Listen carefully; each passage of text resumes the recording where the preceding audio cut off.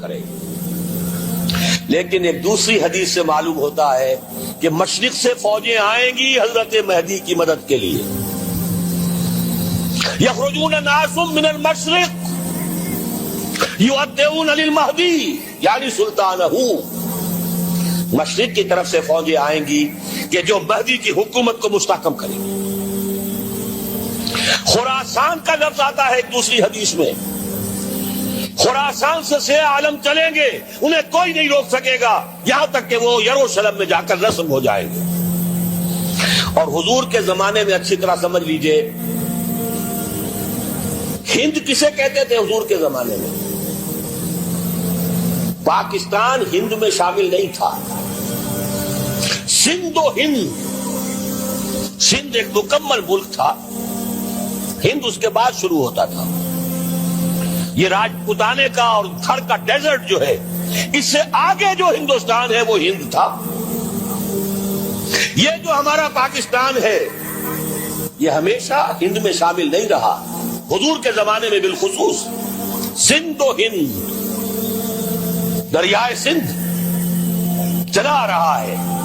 یہ ساری ٹریبیوٹریز جو پنجاب کے اندر اس کی ہیں, یہ سب ایک علیحدہ ملک ہے جو اس زمانے میں سندھ کہلاتا تھا. اور نمبر 2 یاد کیجئے, اس زمانے میں خراسان ایک علاقہ تھا جس میں موجودہ افغانستان کا 2/3, تھوڑا سا حصہ ایران کا, اور جہاں تک میں تحقیق کر سکا ہوں آج تک پاکستان کا بھی علاقہ, خاص طور پر مالاکنڈ ڈویژن جو اس خراسان میں شامل ہے. خراسان سے سیاہ عالم چلیں گے جو جا کر یروشلم میں نصب ہوں گے. یہاں بھی ایک نقطہ نوٹ کر لیجئے, پہلے بھی یروشلم ہم سے چھینا تھا. کس نے چھینا تھا؟ عیسائیوں نے, کروسیڈرز. واپس کون لیا, کس نے لیا؟ عربوں میں دم نہیں تھا, عرب عیاشیوں کی وجہ سے کھوکھلے ہو چکے تھے. واپس لینے والا صلاح الدین ایوبی, کرد خون. اب دوبارہ یروشلم لیا جا چکا. چھینا کن سے گیا؟ عربوں سے. عرب واپس لے سکتے ہیں؟ کوئی اندیشہ اگر ہو سکتا تھا عراق کے بارے میں کہ شاید اس کے ایٹمک دانت نکل آئے, جو سازش کی گئی, جس طرح اس احمق اور پاگل صدام حسین کو دام میں پھنسایا گیا. صدام 100 جال, دام کہتے ہیں جال کو, 100 صدام, اس میں جو پھنسا ہے تو اگلا پچھلا کھایا پیا سب پگلوا لیا. اور ہے ہی کون؟ اس کے پاس ایٹمک ہتھیاروں کا ذخیرہ موجود ہے, اور کسی کے وہ ایٹمک دانت بھی نکلنے نہیں دے رہے. پاکستان کے اوپر کتنا دباؤ, اور ہمیں نہیں پتا کتنا کچھ دباؤ قبول کیا جا چکا. یہ تو سبھی مانتے ہیں. کیپ کر دیا گیا, روک دیا گیا, آگے تو نہیں بڑھ رہا, یہ تو سبھی مانتے ہیں. رول بیک بھی ہو گیا یا نہیں کچھ پتہ نہیں. لیکن کسی صورت یہ نہیں تسلیم کریں گے, قبول کریں گے کہ کسی مسلمان ملک کے پاس ایٹم بم آ جائے. یہودیوں کے پاس ذخیرہ موجود, سب جانتے ہیں. بہرحال یہ جان لیجئے, اس علاقے سے امید ہوتی ہے سندھ اور خراسان. حالات بہت خراب ہیں ہمارے, اور حالات بہت خراب ہیں افغانستان کے بھی, لیکن حالات کے بدلتے اللہ تعالیٰ کی مشیت کے تحت دیر نہیں لگا کرتے. سیرت نبوی میں مجھے نظر آتا ہے سن 10 میں, 10 نبوی, ہجرت سے 3 سال پہلے, 2.5 سال پہلے, کہیں سے کوئی امید کی کرن نظر نہیں آتی تھی کہ عرب میں اسلامی حکومت قائم ہو جائے گی. 10 برس ہو چکے محمد رسول اللہ کو دعوت دیتے ہوئے, اور ابھی تک بمشکل 125 آدمی ہے. اپنے بل پر, اپنے طاقت پر مکے میں رہ بھی نہیں سکتے. कैसे हो जाएगा, कहां से हो जाएगा? मैं आज पूछता हूं, कोई शख्स बताए कहीं से कोई उम्मीद की किरण उस वक्त नजर आती है? उस माहौल में ले जाइए, अगले 3 साल में क्या हो गया? पहले साल 6, अगले साल 12, उससे अगले साल 72 और बैत अक़बा सानिया हिजरत, और वहां से अब हुजूर की तरफ से इनिशिएटिव। तो हम नहीं कह सकते अल्लाह ताला की कुदरत, अल्लाह की मशीयत। ये यकीन है कि दुनिया के खात्मे से पहले निज़ाम खिलाफत कायम होगा और तमाम दुनिया में होगा। जाहिर है कहीं पहले किसी एक जगह से होगा, जैसे हुजूर के जमाने में हुआ। अगर बैक वक्त पूरी दुनिया में हो सकता तो हुजूर के दस्ते मुबारक से होता।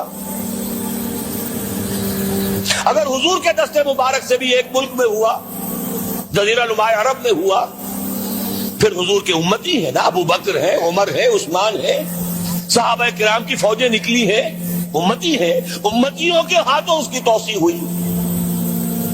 अब भी यही होगा, किसी एक इलाके में होगा। मेरा गुमान है, मैं ये यकीन से नहीं कह सकता। गुमान भी मेरा उन अहादीस की रोशनी में है जो मैंने आपको बता दी और मौजूद है इस किताबचे के अंदर। अल्लामा इकबाल ने भी इन्हीं के हवाले से कहीं कहा है, मीरे अरब को आई ठंडी हवा जहां से, मेरा वतन वही है, मेरा वतन वही है। इस इलाके से कुछ होने वाला है और होगा इंशाअल्लाह। मेरी जिंदगी में ना हो, आपकी जिंदगी में ना हो, कोई परवाह नहीं। हजरत हमजा तो शहीद हो गए ग़ज़वा उहद में। 5 साल के बाद हुजूर मक्के में दाखिल हुए हैं फातेह की हैसियत से। हजरत हमजा की निगाहों ने, इन आंखों ने तो नहीं देखा, आलम अरवाह में अल्लाह ने क्या मुशाहदा कराया होगा उन्हें, वो तो हमें मालूम नहीं। 5 सहाबा शहीद कर दिए गए मक्के ही में। बहुत बड़ी कामयाबी। अपनी जान लगा दें, अपने आप को खपा दें, अपने आप को मिटा दें।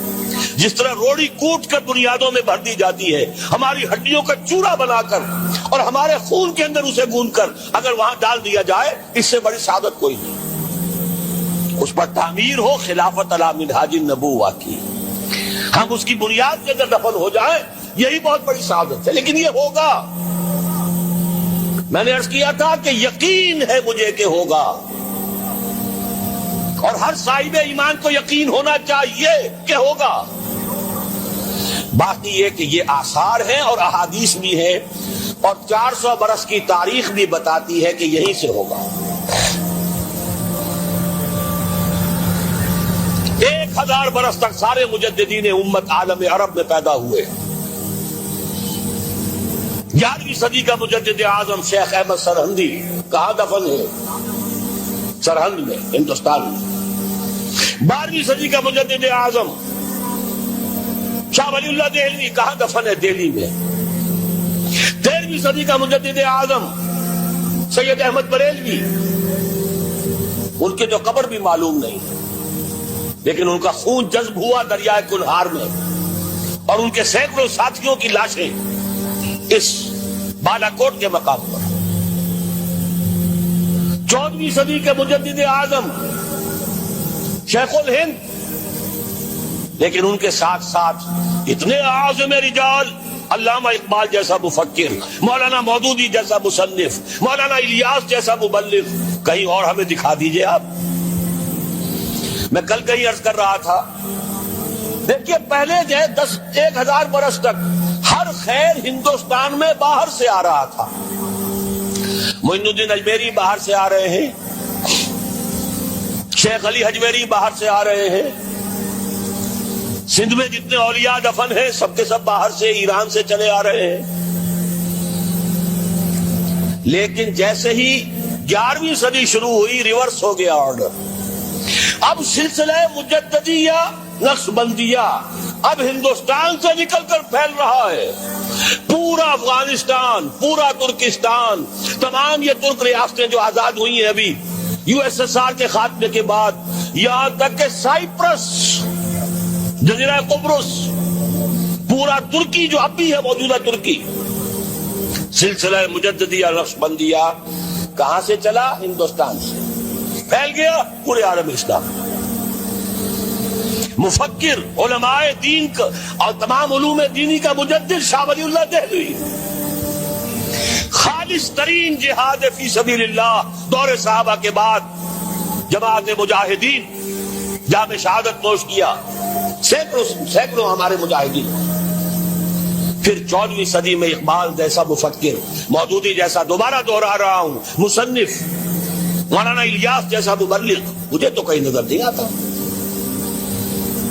تمام مسلمان ممالک آزاد ہوئے، کہیں اسلام کا نام نہیں لگا، نہ سرکاروں نے نعرہ لگایا، نہ کہیں کسی اور نے نعرہ لگایا. عربوں نے بھی عرب نیشنلزم کا نعرہ لگایا، اسلام کا نعرہ نہیں. تحریک پاکستان میں نعرہ لگا، پاکستان کا مطلب کیا؟ لا الہ الا اللہ. صبح عرض کر چکا ہوں، تحریک خلافت پوری دنیا میں کہیں نہیں، صرف بر عظیم پاک و ہند میں. اور کیسی تحریک خلافت کہ ہندو شریک ہوئے، گاندھی شامل ہوا، پورے ہندوستان کو جس نے پجا دیا.